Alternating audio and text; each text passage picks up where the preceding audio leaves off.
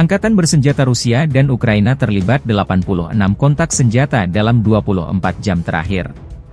Militer Ukraina mencatat Rusia meluncurkan 4 rudal dan 74 serangan udara, menembakkan 101 roket salvo ke pertahanan pasukan Zelensky dan wilayah pemukiman berpenduduk.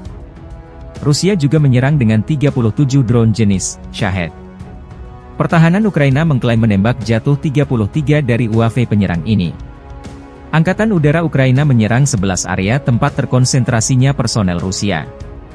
Unit pasukan rudal merusak 1 area konsentrasi personel, 2 fasilitas pertahanan anti-pesawat, 1 stasiun peperangan elektronik, dan 1 gudang bahan bakar dan pelumas Rusia. Jumlah ini termasuk 880 korban yang diderita pasukan Rusia dalam sehari terakhir. Rusia juga total kehilangan 11 tank, 19 kendaraan tempur lapis baja, 25 kendaraan dan tangki bahan bakar dalam 24 jam terakhir.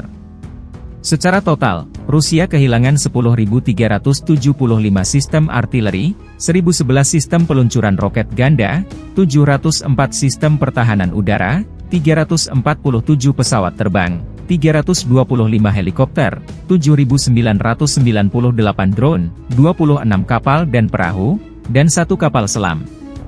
Konflik Rusia dan Ukraina memasuki hari 744 8 Maret hari ini. Belum ada tanda-tanda perdamaian dua kubu.